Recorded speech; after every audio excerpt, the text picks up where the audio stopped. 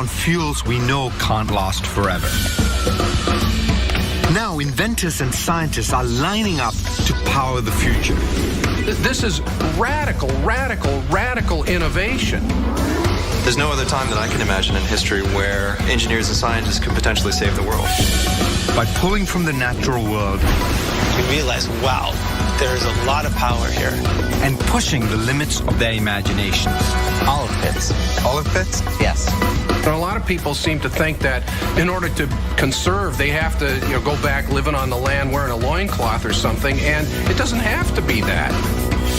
I'm M. Sanjay, and the race to power our future starts now.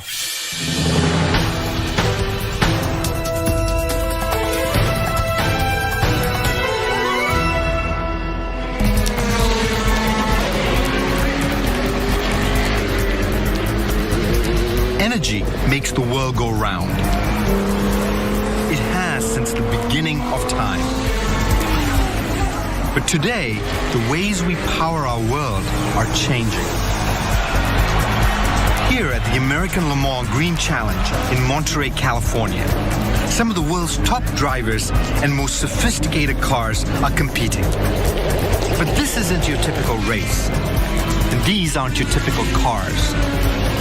In fact, what's happening here is nothing short of a revolution. For 100 years, we've been driving around on fossil fuels, on the track and on our highways. But at the rate we're burning through them, it's only a matter of time before we run out. The Energy Challenge is about finding alternative ways to power our vehicles, to keep up with, and maybe even defeat the reigning champ.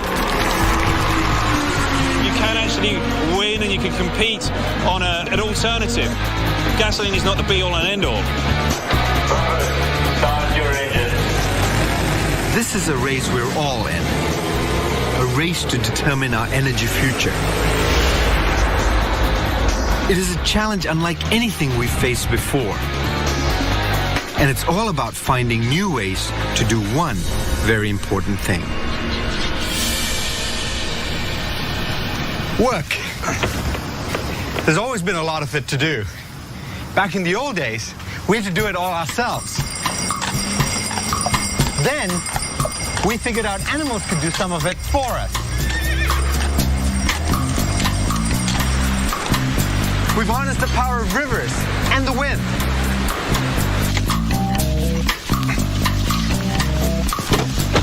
Then, we took a truly giant step. For most of the 20th century, we've lived the energy dream. Thanks to abundant, reliable, and cheap fossil fuels like coal, oil, and natural gas.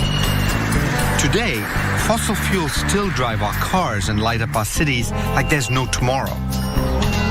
The thing about tomorrow, though, is that sooner or later, it's here. Many experts believe we've already burnt through half the planet's recoverable oil. And eventually, we'll run out of coal and natural gas too. As supplies dwindle, prices will soar. Energy will be harder and harder to get. Add to that the environmental and health costs of drilling, mining, and burning fossil fuels. Plus the global security risks of relying on fuels from other countries. And there's no question we've got a problem.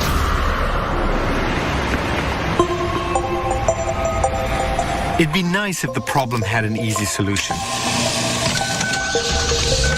One that didn't force us to sacrifice too much of our high-octane lifestyle. We all wish there were a single fix that would allow us to continue powering our machines. And there's no shortage of ideas for an energy silver bullet. In Japan, scientists want to put solar panels in a place where the sun always shines, outer space. Beaming power down from a 2-square-mile array in space could provide electricity for more than 250,000 homes. Australia is looking to grind its way down to the Earth's crust, where an unlimited source of geothermal energy is waiting to be tapped. In New York City, they're taking advantage of the East River tides by installing underwater turbines with the potential to power more than 1,000 homes. But the problem with most of these technologies is that they're still being developed, or may only supply a fraction of our energy needs. To provide all the power we would ever need without using fossil fuels, well, that's not so easy. Just ask anyone at the National Ignition Facility in Central California, where they're working on the ultimate silver bullet, a technology that's been on the drawing board for the last 50 years. Nuclear fusion. Fusion is actually the ultimate form of solar power, because it makes energy the exact same way the sun does. Our sun is 1,000,000 times the size of Earth. Its immense gravity smashes hydrogen atoms together with such force that they fuse, releasing enormous amounts of energy as heat. If we could harness all the energy the sun makes in 1 minute, we could power the whole world for more than 1,000,000 years. That's impossible, but we may have another option: building our own miniature sun here on Earth. More ready for countdown. More ready. Good operator, Pepsi's pulsing. Copy. Today, the National Ignition team is hoping to take a giant step towards that goal. Charge complete. Copy. Project Director Ed Moses knows a lot is riding on what they're about to do. Sequence run, T-minus 60. We are desperate as a species for new ways to get clean energy. Pepsi's ready. This is the ultimate clean, renewable energy. Copy. We're using energy from water. Tap ready. And by just taking the molecules of hydrogen and H2O, we can get a huge amount of energy. Cryo. Fusion holds so much promise that we've spent 50 years and billions of dollars trying to make it a reality. But so far, it is yet to produce a single watt of power. Power conditioning charge. Triggering fusion in a lab is a very tricky business. This multi-billion-dollar machine is made of 192 lasers, the most powerful lasers on Earth. To create the heat and pressure found inside the sun, the lasers have to strike a hydrogen-filled capsule the size of a pea. To trigger fusion, all the lasers must hit the target at exactly the same time. A direct hit, hydrogen atoms fuse, and you have clean, limitless energy forever. Good operator, Pepsi's pulsing. Copy. Today, after 10 years of tireless work, the fusion team is finally ready to take on what's probably the hardest part of the whole process. Let's get ready here. Hitting the bullseye. All right. If these tests work, we are one step closer to fusion. System shut countdown state. Charging. Copy. Inside the chamber is a blank. Shot director. No fuel. Shot director ready. But it will be a perfect test target. Starting system shut sequence on my mark. 3, 2, 1. Not sure what we're going to bring up the polar thing. Oh, there's the picture we want to see. Yeah. If you look right here, 284.9 terawatts. Marvelous. For the team, it's a momentous breakthrough. Miraculous shot. Now that they know they can hit the target, the next step is to fuel the capsule. Then, at least in theory, they could be moments from fusion. Every day we're getting more and more data. Hopefully in the next year and a half we'll show that it could actually be real. This is what it's going to take to solve our energy problems. Hundreds, thousands of attempts made by hundreds, thousands of people until one day, maybe, they hit pay dirt. In the next 40 years, there's going to be 3 billion people more on Earth. More people that live in China and India and Southeast Asia are going to be here with us. If we don't find a way through this, things are going to get very uncomfortable. What are we going to do? The answer may turn out to be fusion or some other silver bullet. Or it may not be a silver bullet at all.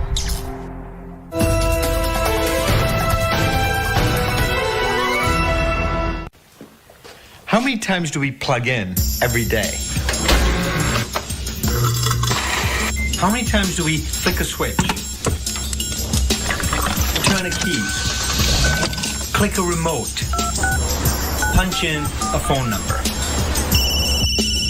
And what would life be like if we couldn't?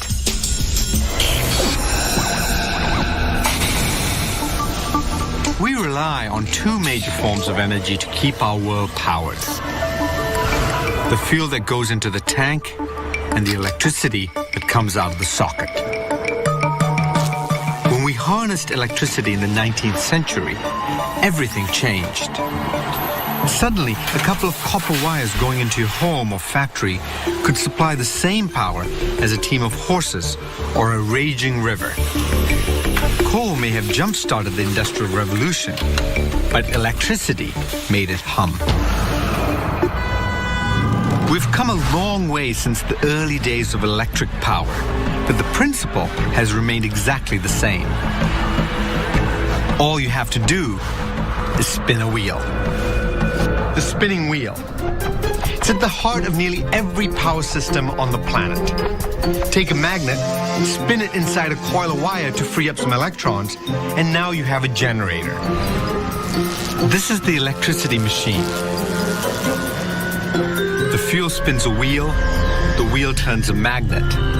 The magnet releases electrons. And presto, everything you need to power a slew of modern appliances.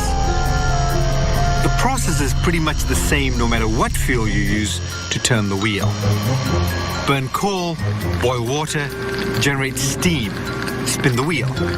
Out comes electricity.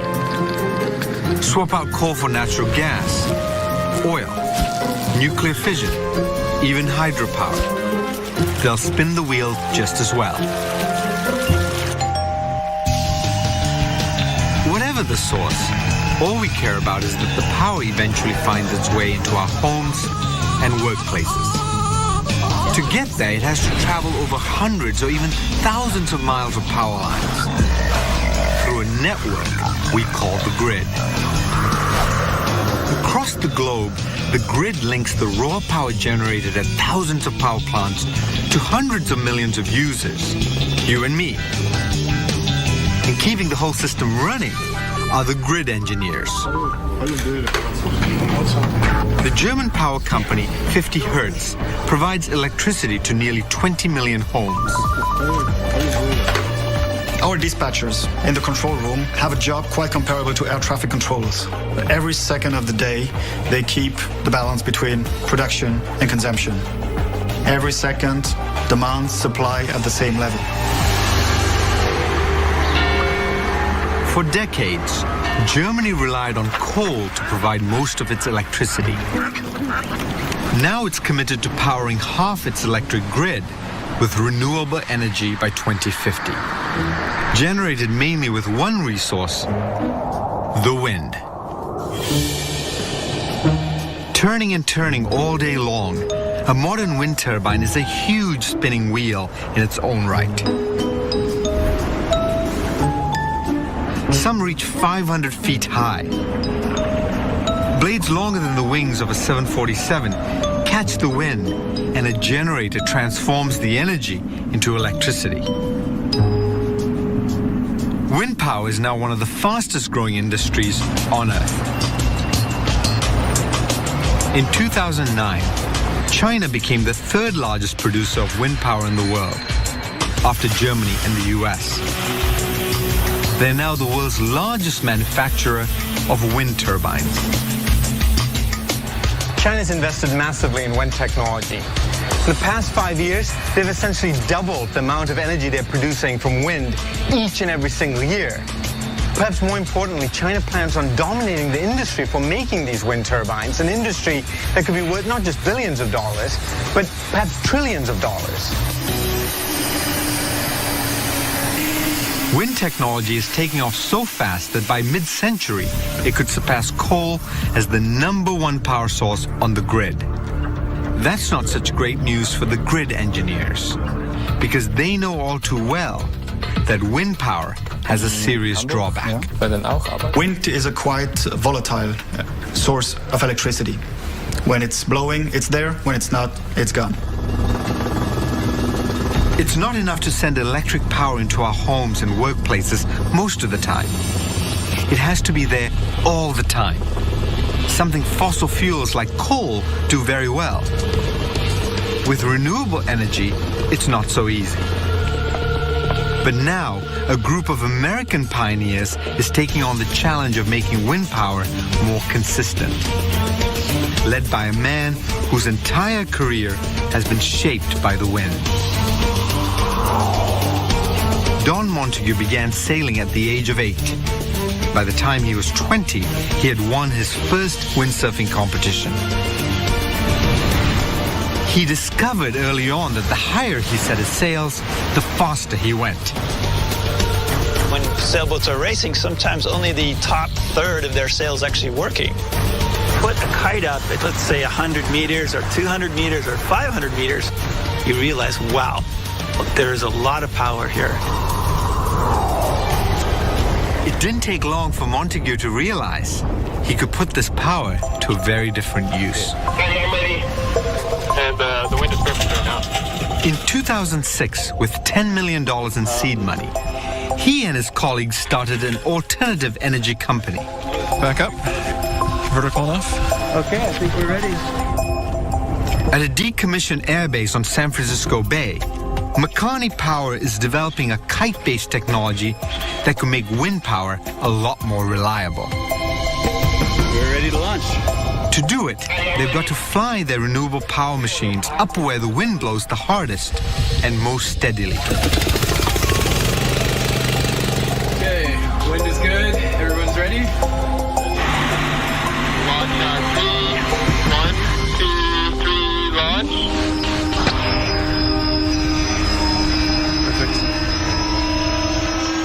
What looks like a model airplane is actually a kite, essentially a wing with a long tether attached.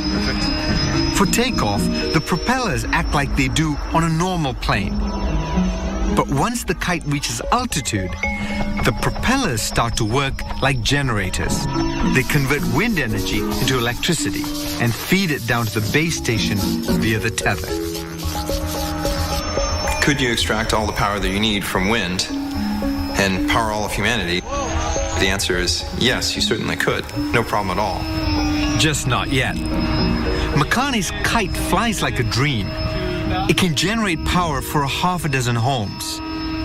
But in order to deliver energy consistently, they need a kite that can fly itself. Not just for hours at a time, but for weeks, even years. No one's ever done it, and they're struggling. It looked like it wasn't even.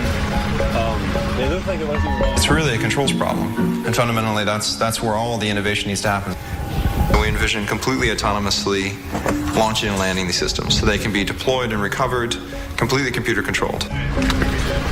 If they can jump this hurdle, Makani's high-altitude kites will be able to reach into the sky and pull down a source of energy far more powerful than anything a regular wind turbine can tap.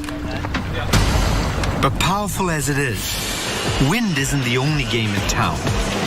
There's another, even more impressive source of energy out there, if we can just find a way to hold on to it.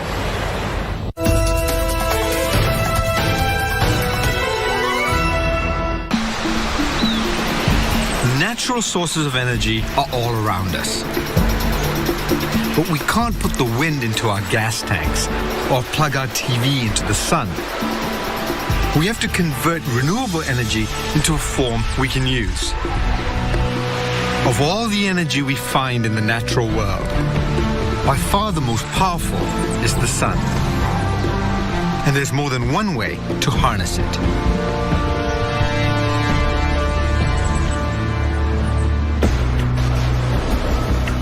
In southern Spain, hundreds of mirrors are tracking the sun, focusing its rays on a tank of water atop a tower nearly 400 feet tall.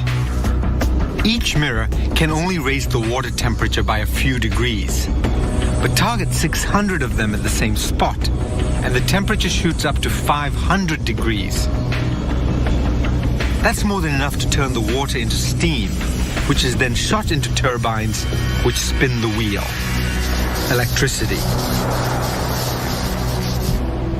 Today, the field of solar panels generates enough power for over 15,000 homes. And as more panels come online, that number could reach 200,000. This is the first commercial power plant in Europe to harvest the energy from the sun in this way. But it shares solar power's one built-in, and some say fatal flaw. It's a fair weather friend. When the sun shines, we're good to go. But when it's gone, so goes our energy. Not really the most stable way to keep our civilization running. To power the future with solar, we need to learn how to hold a piece of the sun in reserve. And Spain has found a way to do this as well. The Andesol Solar Thermal Plant is the largest solar plant in the world. Here, they're not just collecting the sun's energy, they're stockpiling it. Problem with the renewable resources that is not controllable. The wind blows when blows and goes when it decides to go. The same happens with the sun. If renewable is not controllable, you have nothing. At the end of the day, under the intense glare of the midday sun, the mirrors produce a tremendous amount of heat, more than the generators can use for electricity. Their answer is to store that heat in a 28,000-ton vat of molten salt. The salt soaks up the solar energy, which can be tapped for power hours or even days later. Every day when the sun goes down, Andesol's engineers switch off the solar mirrors and start pumping heat from the storage tanks. At night, turbines keep churning out electricity for about 40,000 homes. And the locals who rely on the power are none the wiser. Government-run plants like these can convert solar energy into electricity on a massive scale. But the beauty of sun power is that no one owns it. With a little ingenuity, anyone can tap into it. Here in the US, the race to find the solar silver bullet is heating up. But the true pioneers aren't necessarily who you might expect. Frank Schubert has reinvented himself several times in the course of his life. He's been a professional musician, architect. 6 5-foot sections. He's even designed habitats for explorers on Mars. Now, he's turning all that creativity towards the sun. Basically, making music and making machines is the same thing. It comes from the same spirit. You have to have it in your head first, and then you make it happen. When America's largest olive producer wanted to find alternative ways to power its operations, Schubert knew he found his next project. Running day and night, the Musco family olive company's factory gobbles up nearly as much electricity as 1,000 homes. Schubert began by designing a solar thermal array of mirrors, a lot like the one in Spain. The array provided power during the day. The problem, once again, was what to do when the sun didn't shine. Then Schubert had a revelation. He had access to a solar-charged resource that was hiding in plain sight. This factory cans more olives each year than there are people on planet Earth. Schubert's aha moment came when he realized that the solar energy he needs to power this factory was already in the factory. The problem was it was being shipped away as trash. Olive pits. Processing, 13 billion olives a year, they create a lot of waste. Waste in the sense that they don't know what to do with it. But Schubert knew exactly what to do with it. Just like the wood in your fireplace, olive pits contain a lot of stored solar energy, which can be burned to generate electricity. With millions of olive pits piling up each day, they provided the perfect renewable energy source, possibly enough to power the entire plant on cloudy days and at night. So you're telling me you can power this factory with basically what was waste? Yes. Basically, this is a sun storage device here. It gathers the energy from the sun, it puts it into this olive pit. We extract that heat and we boil water with it and make steam and it's run such engines. a simple idea. It seems like it's something that people would have done a long time ago, but we've sort of forgotten that really we get so much energy from the sun and it's just trapped everywhere around us. Yeah, it is. Solar mirrors for the daytime, olive pits for the night. It's creative thinking like this that will help us find new ways to keep the electric current flowing. I love riding around in my horse and buggy, but I'd hate to have to do this every day. Luckily, I don't have to. The days when people got around like this are long gone. Today, a world without cars is almost unthinkable. Without fast, reliable transportation, avocados sit on a farm in California. Computer chips never make it out of China, and our overnight packages return to sender.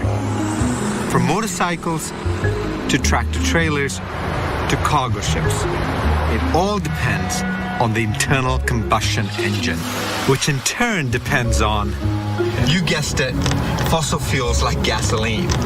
Burn a fossil fuel and you spin the wheel, which literally drives a car.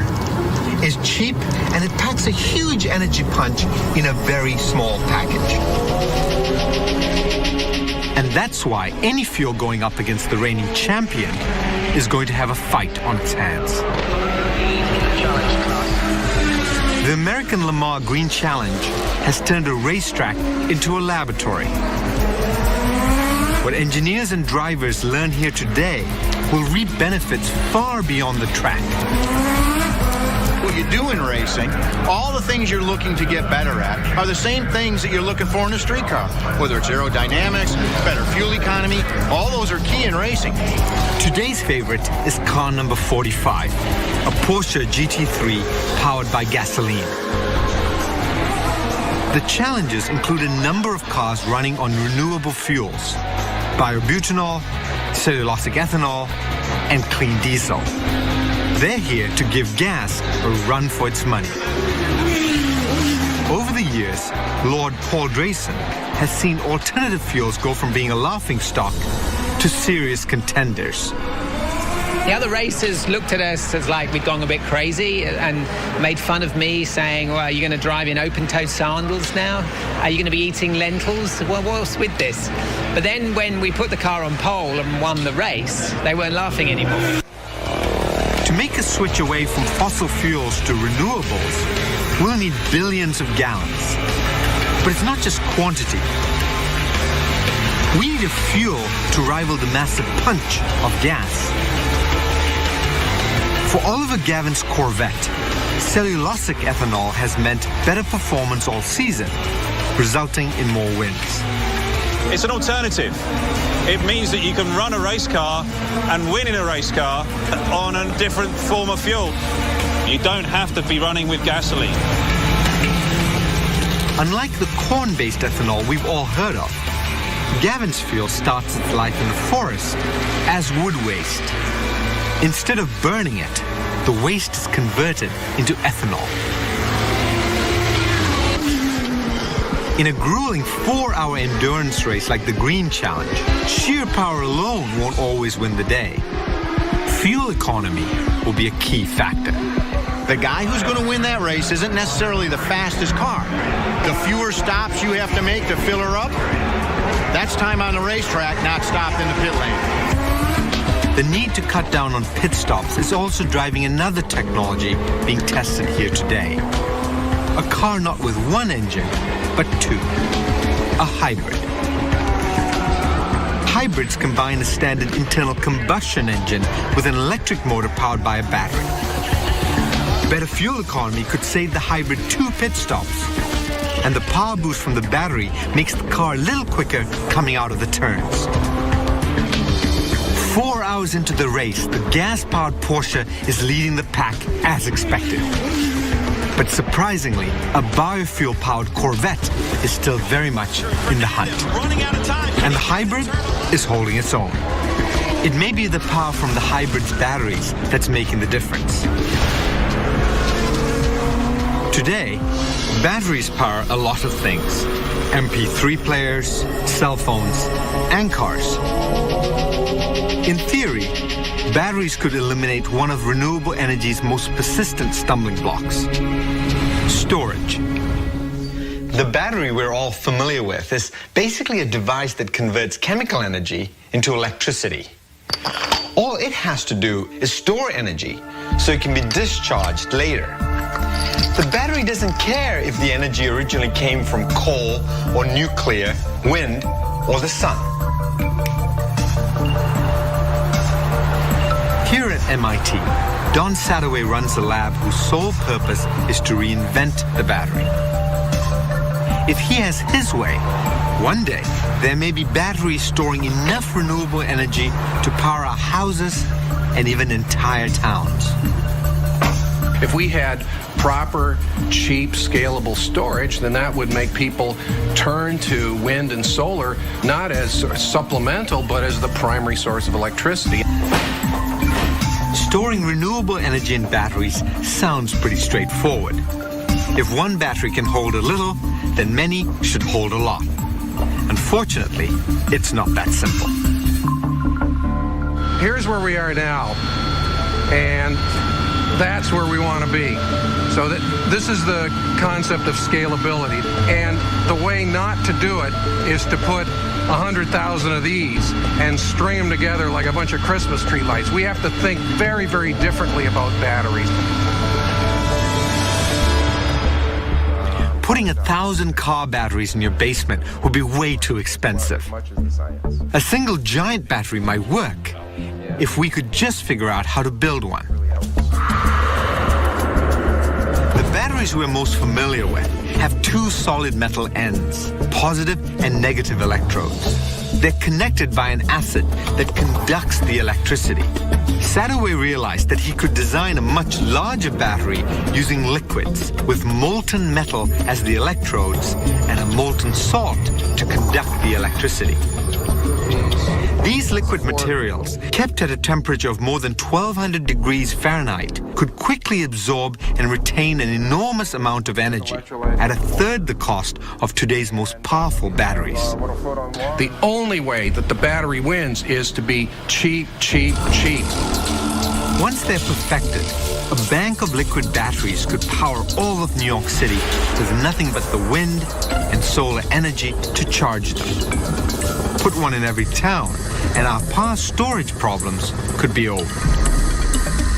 Sadoway's mega battery is just one of many big ideas designed to transform our entire energy system with one game-changing invention.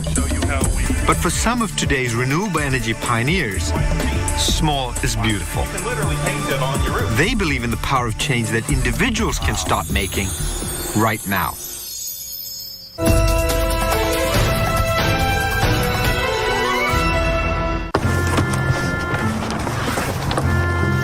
Many of us assume that energy has to come from some giant oil company or electric utility.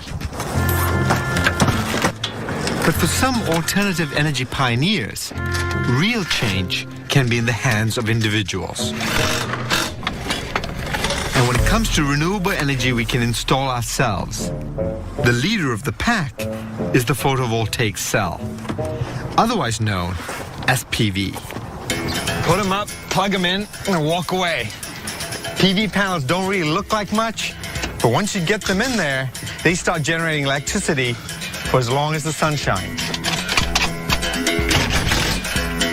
When sunlight strikes the silicon panel, photons knock electrons loose, creating current. From there, the electricity can flow right into our homes.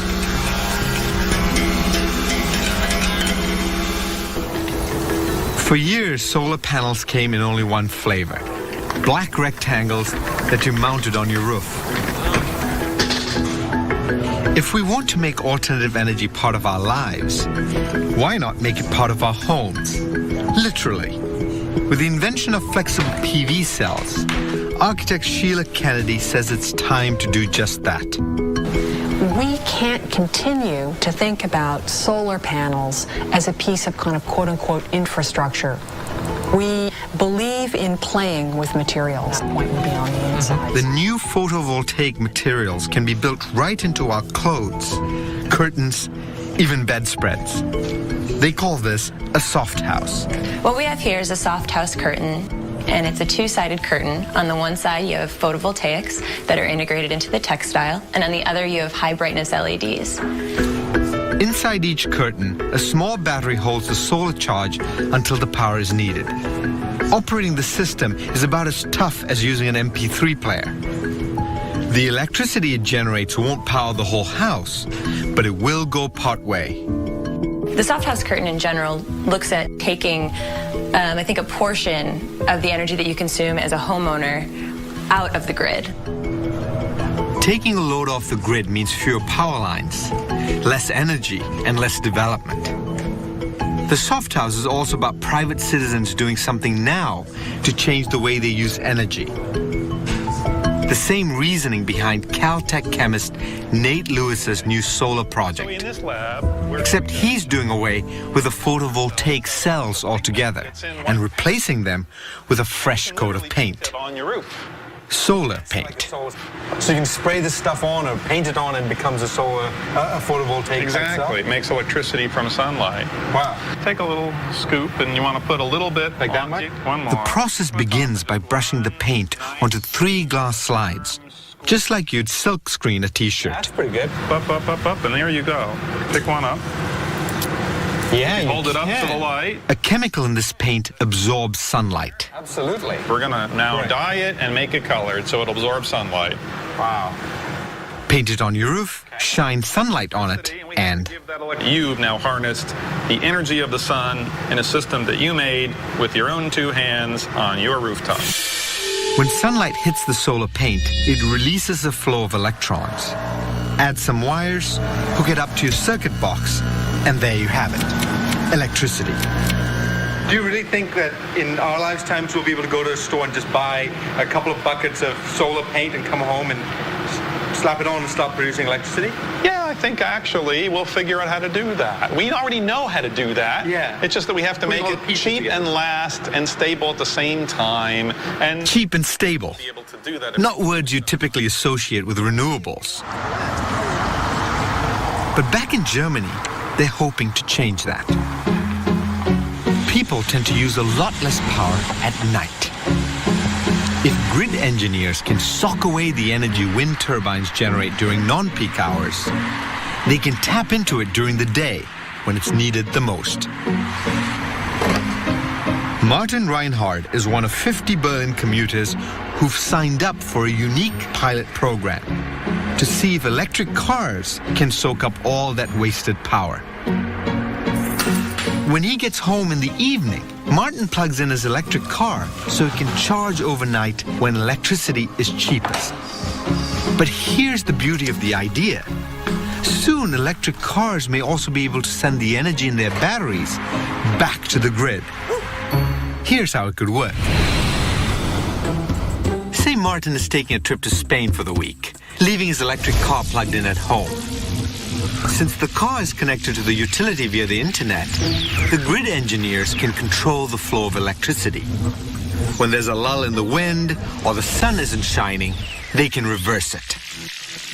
Now, instead of the grid charging Martin's car, his car is charging the grid, providing temporary power for up to 20 homes. And Martin also gets to charge the utility company for the energy he's giving back. What happened while Martin was in Spain can happen every night. As more and more electric cars take to the road, this could be the wave of the future. Buy energy in the usual way, or sell it back for a profit. Those are the kind of choices most people want. And the race to provide them is running full throttle into the final laps.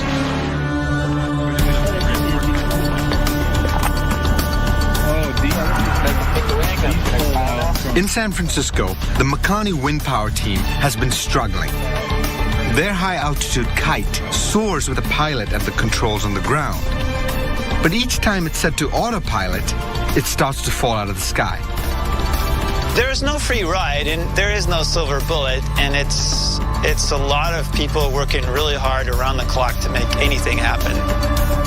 Launch on 3. Now, they think they've finally got it. Launch. You've got to make it work somehow. And that brings out a really neat thing in people. Okay, it's autonomous.